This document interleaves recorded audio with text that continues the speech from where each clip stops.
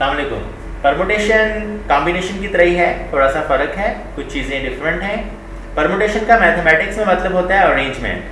तो आप जब भी कुछ चीज़ों को अरेंज करते हैं, फॉर एग्जांपल आपने कुछ नंबर्स को अरेंज करना है, 2 3 3 2, ये दोनों अलग अलग बातें हैं ना। 1 2 2 1, वो 12 है, वो 21 है, दोनों अलग अलग बातें हैं। तो परमुटेशन में ऑर्डर बड़ा मैटर करता है, ठीक है। 1 2 का मतलब होता है 12, 2 1 का मतलब होता है 21, 3 5 का मतलब होता है 35, 5 3 का मतलब होता है 53।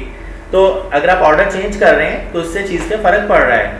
हालांकि जब हमने कॉम्बिनेशन किया था तो अली और बिलाल और अली एक ही बात थी ना, क्योंकि वो ग्रुप था। ऑर्डर चेंज करने से ग्रुप पर कोई फ़र्क नहीं पड़ रहा था। अब ऑर्डर चेंज करने से जो नंबर है उस पर फ़र्क पड़ रहा है। तो परमुटेशन में ऑर्डर मैटर्स, ठीक है। जब आप परमुटेशन कर रहे होते हैं तो आपको ऑर्डर का ख्याल रखना होता है, ठीक है ना। Order matters and it matters a lot, okay.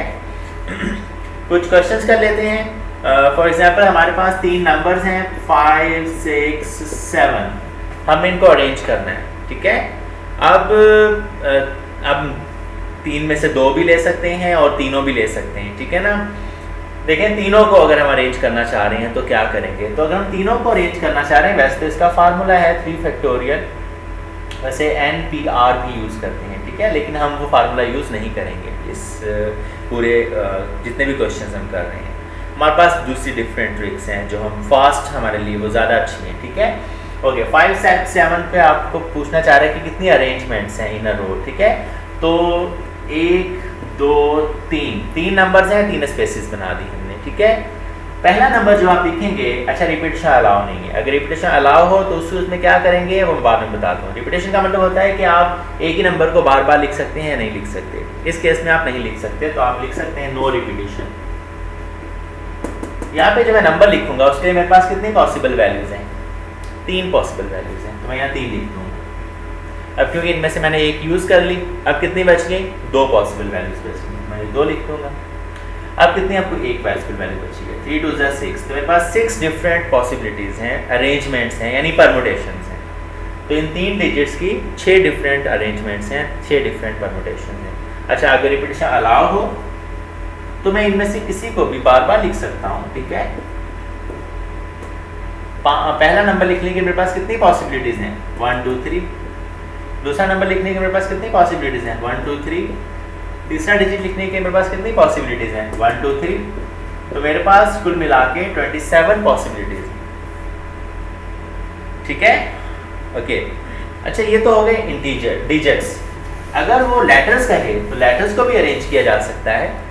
For example अगर वो कहे कि भाई फास्ट को अरेंज करें आप, कितने लेटर्स हैं, 4 लेटर्स हैं और चारों डिफरेंट हैं। ये भी इंपॉर्टेंट है कि डिफरेंट हैं या एक जैसे भी हैं। जब एक जैसे हैं तो क्या करते हैं वो हम बाद में बात करते हैं, ठीक है। जब डिफरेंट होंगे तो 4 लेटर्स हैं तो 4 स्पेसेस बना दें आप, चारों को अरेंज करना है आपने। पहला लेटर लिखने के लिए आपके पास कितनी पॉसिबिलिटीज हैं, 4 फिर 3 फिर 2 फिर 1। तो ये सब कुछ करने से आसान है कि 4 लेटर्स हैं और चारों डिफरेंट हैं, तो 4 फैक्टोरियल। ये 4 फैक्टोरियल का मतलब भी 4 × 3 × 2 × 1 होता है। अगर 3 डिफरेंट लेटर्स हो तो 3 फैक्टोरियल, ठीक है। अच्छा, अगर बीच में 2 बार ए हो या 2 बार एस हो तो क्या करते हैं, तो हम स्टार्ट करते हैं क्वेश्चंस करने से, ठीक है। क्वेश्चंस भी होते चले जाएंगे और कॉन्सेप्ट भी क्लियर होता चला जाएगा। क्वेश्चन नंबर 1 है in how many ways can the letters of the word Mississippi be arranged. Mississippi एक स्टेट है यूएसए की, रिवर का नाम भी है। 1 2 3 4 5 6 7 8 9 10 11 फैक्टोरियल कर देंगे आप। लेकिन मैथमेटिक्स कैलकुलेटर को थोड़ी ना पता है कि आपके पास 4 आईज हैं, 4 डिफरेंट एस हैं, 2 पी हैं। तो वो तो इन 4 आईज को 4 डिफरेंट लेटर्स जो है सपोज करेगा, इन 4 एस को 4 डिफरेंट लेटर्स सपोज करेगा। तो इस तरह से वो तो बहुत सारी पॉसिबिलिटीज़ बना देगा। तो जब भी आपके पास एक जैसे आ जाएं, जैसे m एक ही बार है तो रहने दें, i 4 बार है तो 4 फैक्टोरियल से डिवाइड करें, s 4 बार है इसको भी 4 फैक्टोरियल से डिवाइड कर दें, फिर p 2 है तो 2 फैक्टोरियल से डिवाइड करें। तो जो भी वैल्यू रिपीट हो रही होगी उसको हम डिवाइड कर देंगे। ठीक है, ये क्वेश्चन नंबर 1 था। इससे मिलता जुलता एक क्वेश्चन है हमारे पास, क्वेश्चन नंबर 13। ठीक है, मैं लगे हाथ ही कर लेते हैं। क्वेश्चन नंबर कह रहा है 13 में, how many different arrangements can be made by using all the letters of the word arrange. तो अरेंज में 2 ए हैं और 2 आर हैं, बाकी सब नंबर्स एक एक बार ही आए हैं। ठीक है, तो कुल मिला के 1 2 3 4 5 6 7 हैं, 7 फैक्टोरियल डिवाइडेड बाय 2 ए हैं तो 2 फैक्टोरियल और 2 आर है तो 2 फैक्टोरियल। बाकी 1 फैक्टोरियल से करने की कोई ज़रूरत नहीं है, इससे कोई फ़ायदा नहीं होगा। ठीक है, इसको आप सॉल्व कर लेंगे। सॉल्व करना आसान है। 7 फैक्टोरियल 7 6 5 4 3 2 1। आप चाहें तो इसको ऐसे भी छोड़ सकते हैं, ऑप्शन पे डिपेंड करता है कैसे दिए हुए हैं, उस लिहाज से आपको डिसीजन लेना होगा। 2 फैक्टोरियल 2 होता है, 2 फैक्टोरियल 2 होता है, 2 2 ज़ा 4 4 से कैंसिल हो जाएगा। ठीक है, 7 6 42 42 इंटू 3 कर लें, उसको आप 10 से मल्टीप्लाई कर दीजिएगा। ठीक है, 42 इंटू 3 अगर हम करेंगे 126 है, मल्टीप्लाई बाय 5 2 10 1260 1260 डिफरेंट पॉसिबिलिटीज होंगी। तो ऑप्शन इसमें आपको सी दिया हुआ है। ठीक है, ओके, आगे चलते हैं कुछ डिफरेंट क्वेश्चंस की तरफ। क्वेश्चन नंबर 2 देखिए। क्वेश्चन नंबर 2 है, in how many ways can the 52 cards from a standard deck be arranged in a रो।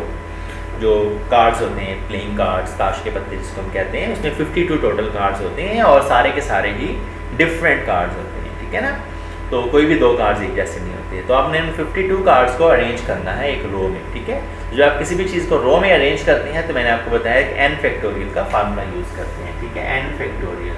तो क्योंकि आपके पास 52 डिफरेंट कार्ड्स हैं और आपने उनको एक रो में अरेंज करना है तो आप 52 फैक्टोरियल लिखेंगे।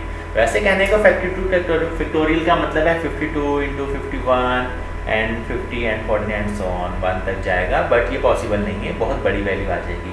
इवन आप कैलकुलेटर में भी करेंगे तो भी आपको पॉसिबली आंसर नहीं मिलेगा, क्योंकि इतने ज़्यादा नंबर जो हैं कैलकुलेटर में आ ही नहीं सकेंगे। ठीक है, तो क्वेश्चन नंबर 1 2 का आंसर है, नंबरिंग हो सकता है चेंज है क्वेश्चंस की। ठीक है, क्वेश्चन नंबर 7 है मेरे पास ये, तो क्वेश्चन नंबर 7 का आंसर 52 फैक्टोरियल है। इससे पहले जो हमने क्वेश्चन किया था वो क्वेश्चन नंबर 6 था, मिसिसिपी वाला। क्वेश्चन नंबर 8 पे चलें। कह रहे हैं हाउ मेनी वर्ड्स विद और without meaning of 3 distinct alphabet English alphabets are there. English alphabet के 3 डिफरेंट लेटर्स लेके आपने वो बनाने, जैसे आप कारों के देखते हैं नंबर्स देखते हैं ABE BCG, ये जो 3 लेटर्स पहले लगे हुए होते हैं, तो कितने पॉसिबल हैं अगर आप रिपीटेशन ना करें। तो इसने डिस्टिंक्ट लिखा है, जब भी वो डिस्टिंक्ट बोलेगा तो रिपीटेशन अलाउ नहीं है। ओके, डिस्टिंक्ट मतलब डिफरेंट हो सारे के सारे। ठीक है, तो हमारे पास टोटल 26 लेटर्स हैं, हमने उनमें से 3 लेने हैं, 1 2 3। ठीक है, दिस इज क्वेश्चन नंबर 7। पहला लेटर लिखने के लिए हमारे पास कितनी पॉसिबिलिटी है, नो रिपीटिशन मैं लिख देता हूँ यहाँ पे, बिकॉज डिस्टिंक्ट बोला है उसने। पहला लेटर लिखने के लिए मेरे पास टोटल 26 पॉसिबिलिटीज़ हैं, क्योंकि टोटल 26 लेटर्स होते हैं। ठीक है, एक अल्फ़ाबेट एक इंग्लिश जो होता है 25 हैं क्योंकि एक कम हो गया, और 24 हैं क्योंकि एक और कम हो गया। ठीक है, आप इन सबको मल्टीप्लाई करेंगे तो आए गैस 15,600 आएगा। आप मल्टीप्लाई करके चेक कर सकते हैं, कुछ और आया तो कोई मसला नहीं, आप देख लीजिएगा। इतनी डिफरेंट पॉसिबिलिटीज़ हैं 3 लेटर्स को अरेंज करने की। ठीक है, अच्छा चलते चलते मैं बताता चलूँ, अगर रिपीटिशन अलाउ है तो विद रिपीटिशन तो आप सब यूज़ करेंगे। 26 ही पहली जगह पे, 26 ही दूसरी जगह पे, 26 ही तीसरी जगह पे, तो इन तीनों को मल्टीप्लाई करके जो आंसर आएगा, सो आपके पास उतनी पॉसिबिलिटीज़ होंगी अल्फ़ाबेट के कोई 3 लेटर्स अरेंज करने की विद रिपीटेशन। ओके, आगे चलते हैं। क्वेश्चन नंबर 8 था, हम क्वेश्चन नंबर 9 पे चलेंगे।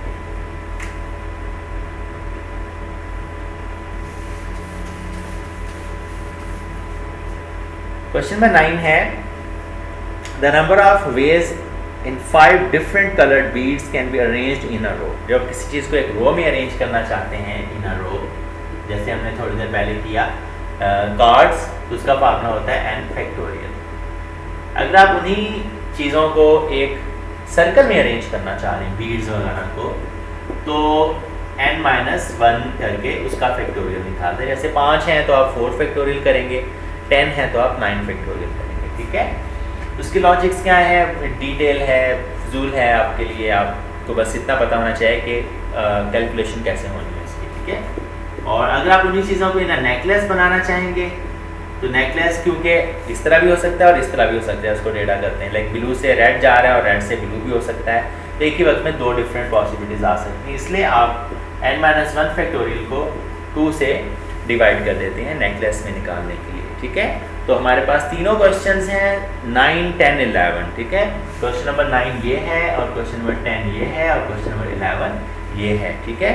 क्वेश्चन नंबर 9 है, इनको रो में कैसे अरेंज करेंगे 5 डिफरेंट कलर्ड बीड्स को, तो इसका आंसर 5 फैक्टोरियल है जो आ जाएगा 5 × 4 × 3 × 2, 5 4 20, 23 60, 62 120, और ये 5 - 1 फैक्टोरियल करेंगे तो 4 फैक्टोरियल हो जाएगा जो होता है 24, और उस 24 को डिवाइड बाय 2 करेंगे तो ये हो जाएगा 12, ठीक है। आप बारी बारी इन तीनों क्वेश्चंस को देख के उस तरीके से सॉल्व कर सकते हैं, ठीक है। हम क्वेश्चन नंबर 12 पे चलेंगे, लेकिन क्वेश्चन नंबर 12 में बिल्कुल शुरू में करवा चुका हूँ कि फास्ट को कैसे अरेंज करेंगे। फास्ट को अरेंज करना है आपको, 4 लेटर्स हैं, 4 फैक्टोरियल कर देंगे और कोई भी रिपीट नहीं हो रहा है तो सिंपल आपका आंसर 4 फैक्टोरियल हो जाएगा। फास्ट 4 फैक्टोरियल 24, ठीक है।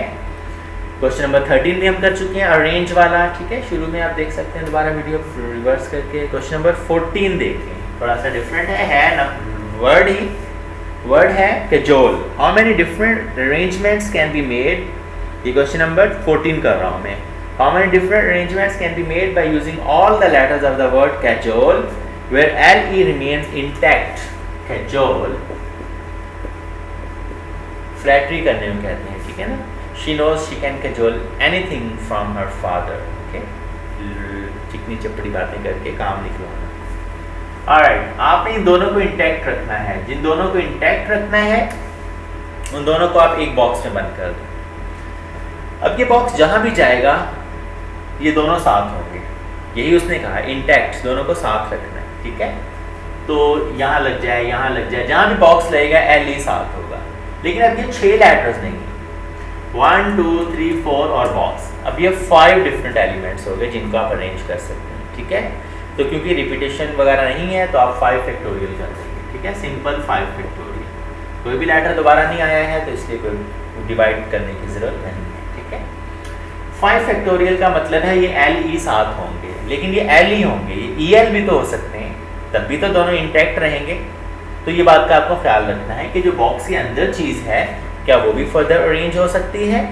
तो अगर वो 2 है तो आप 2 फैक्टोरियल से मल्टीप्लाई करेंगे, अगर बॉक्स के अंदर 3 होते तो हम 3 फैक्टोरियल से मल्टीप्लाई कर देते, ठीक है। 3 फैक्टोरियल का मतलब होता है 6, 3 चीज़ों को अरेंज करने की 6 डिफरेंट पॉसिबिलिटीज़ होती हैं, ठीक है ना। ओके, 5 फैक्टोरियल आ गया इन पांचों को अरेंज करने का, और 2 फैक्टोरियल से आप मल्टीप्लाई इसलिए करेंगे कि बॉक्स के अंदर की चीज़ें भी अरेंज हो सकती हैं। तो 5 फैक्टोरियल कितना होता है, 5 × 4 × 3 × 2 120, मल्टीप्लाई बाय 2 फैक्टोरियल 2 होता है, तो 240 डिफरेंट पॉसिबिलिटीज आपके पास अवेलेबल हैं, ठीक है। आगे चलते हैं, क्वेश्चन नंबर 15, ये शुरू में जो हमने क्वेश्चन किए थे उसकी तरह गई है। Assuming that digits can be repeated, ये बताया हुआ होगा, अगर उसने ऐसा नहीं कुछ कहा है तो आप रिपीट नहीं कर सकते, ठीक है। रिपीटेशन जब भी होगी वो बताएगा, बाय डिफॉल्ट नॉट रिपीटेड होता है, ठीक है। Assuming that digits can be repeated, how many different 3-digit positive whole numbers can be formed with the numbers 1 2 3 4 5 and 6? 1 2 3 4 5 and 6, इन 6 के 6 नंबर्स को अरेंज करना है आपको, 3 डिजिट्स बनाने हैं आपको, सॉरी 6 को अरेंज नहीं करना है, 3 डिजिट नंबर बनाना है। तो आपके पास 3 स्पेसेस हैं। पहली स्पेस के लिए आपके पास कितने टोटल वैल्यूज अवेलेबल हैं, 6 की 6 अवेलेबल हैं। अच्छा, तो रिपीटेशन अलाउ है, उसने कहा है, ठीक है, विद रिपीटेशन है। दूसरी जगह के लिए फिर 6 की 6 पॉसिबिलिटीज अवेलेबल हैं, तीसरी जगह के लिए फिर 6 की 6 पॉसिबिलिटीज अवेलेबल है। तो टोटल 216 पॉसिबल अरेंजमेंट्स या परमुटेशंस आपकी इस क्वेश्चन में बनेगी। अच्छा, क्वेश्चन नंबर 16 भी सिमिलर है। assuming that no digits can be repeated, how many different 3 digit positive whole numbers can be formed by 1 2 3 4 5 6। अब नो रिपीटिशन है, ठीक है, सेम 6 नंबर्स हैं आपके पास, 1 2 3, 3 जगह हैं। पहली जगह के लिए कितनी पॉसिबिलिटीज़ हैं? 6 की 6 डिफरेंट पॉसिबिलिटीज़ हैं आपके पास। अब क्योंकि उनमें से एक आपने पहले इस्तेमाल कर ली है तो कम हो गई है, तो अब आपके पास 5 डिफरेंट पॉसिबल नंबर्स हैं और अब 4 डिफरेंट पॉसिबल नंबर हैं, ठीक है। तो 6 5 30, 30 into 4 120। तो पहले 216 पॉसिबल नंबर्स बन रहे थे आपके पास, अब सिर्फ 120 नंबर्स बनेंगे। कौन से नंबर्स बनेंगे ये अलग कहानी है, ठीक है ना, सिर्फ ये बता रहा है क्वेश्चन कि 120 डिफरेंट नंबर्स बनेंगे, ठीक है ना। ओके, अगले क्वेश्चन पे चलते हैं।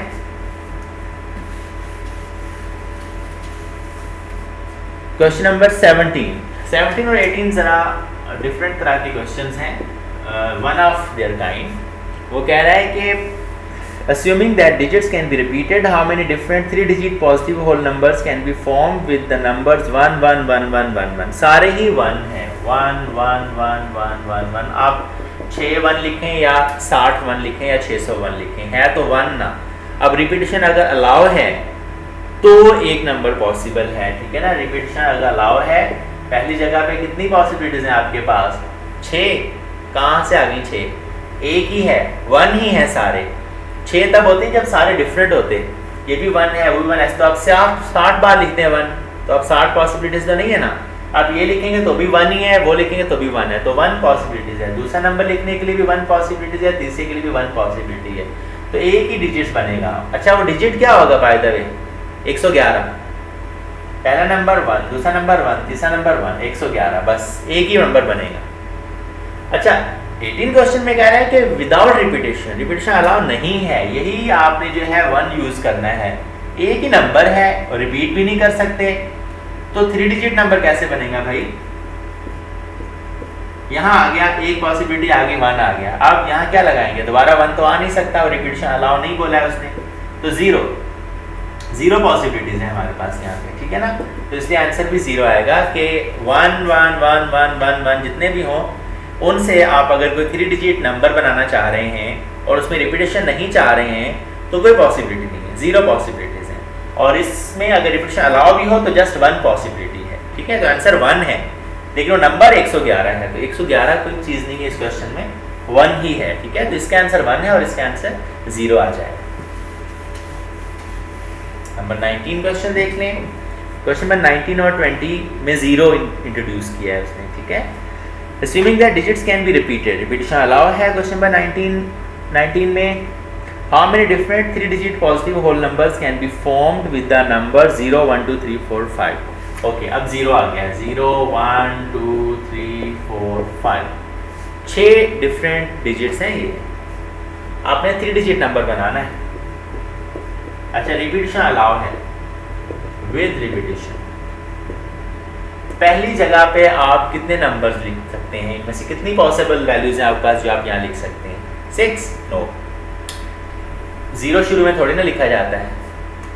0 25, ये क्या है? ये 25 है भाई, ये 2 डिजिट नंबर है, 3 डिजिट नंबर थोड़ी है। हाँ, 205 ये 3 डिजिट नंबर है, तो 0 शुरू में कभी लगाया ही नहीं जाता, तो इसलिए यहाँ पे 0 नहीं लिख सकते आप। तो आपके पास ये 5 पॉसिबल वैल्यूज हैं जिनमें से एक आप यहाँ पे लिख सकते हैं, तो आपका आंसर यहाँ पे 5 आएगा। ओके, अब 6 की 6 लिख सकते हैं, सारी की सारी, रिपीटिशन अलाउ है ना। अब भी 6 की 6 लिख सकते हैं सारी की सारी, तो 5 6 30, 36 180, तो 180 डिफरेंट पॉसिबिलिटीज हैं आपके पास, ठीक है।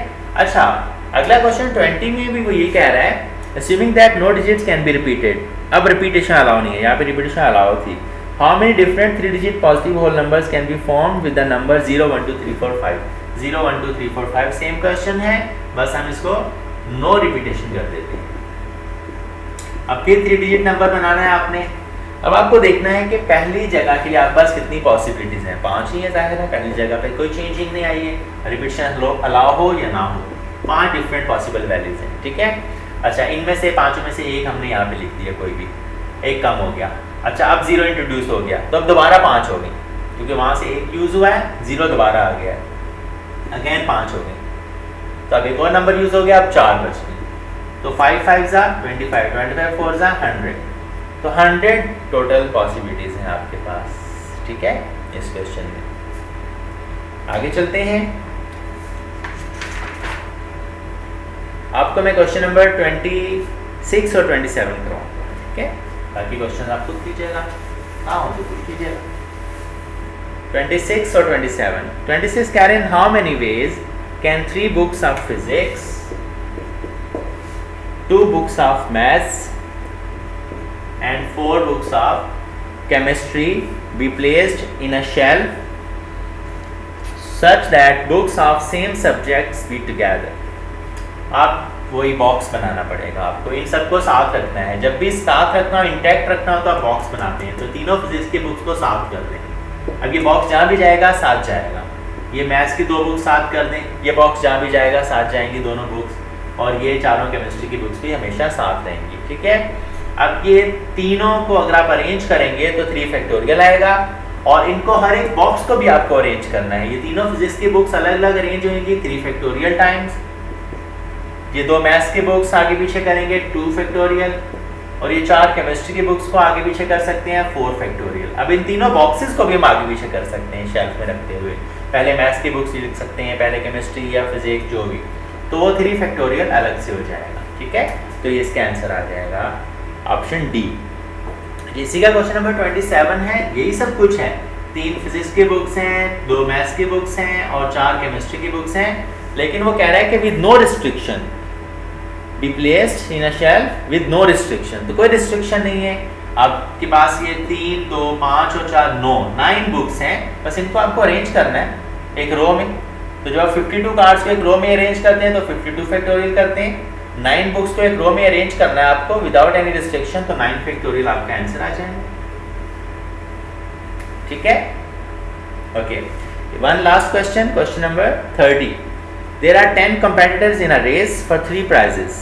In how many ways can the prize be given? जी 10 competitors हैं और 3 prizes हैं, तो पहले competitor के लिए आपके पास कितने prizes हैं? फर्स्ट प्राइज के लिए, फर्स्ट प्राइज के लिए कितने कंपेटिटर्स हैं? 10 कंपेटिटर्स हैं, और दूसरे प्राइज के लिए 9 कंपेटिटर्स हैं, क्योंकि फर्स्ट प्राइज और सेकंड प्राइज दोनों एक ही कंपेटिटर को तो नहीं दे सकते ना आप, और थर्ड प्राइज के लिए आपके पास 8 कंपेटिटर्स हैं, तो 10 8 9 72 into 10 720 डिफरेंट पॉसिबिलिटीज हैं प्राइज डिस्ट्रीब्यूशन की, ठीक है। मज़ीद वीडियोस के लिए आप मेरा यूट्यूब चैनल भी लाइक कर सकते हैं और मेरा फेसबुक पेज भी लाइक कर सकते हैं, बट यूजुअली फेसबुक पेज पे हम कम वीडियोस पोस्ट करते हैं, हमारी ज़्यादातर वीडियोस यूट्यूब चैनल पे होती हैं। यूट्यूब चैनल है नदीम आराइन अकेडमी, आप नदीम आराइन अकेडमी लिखेंगे,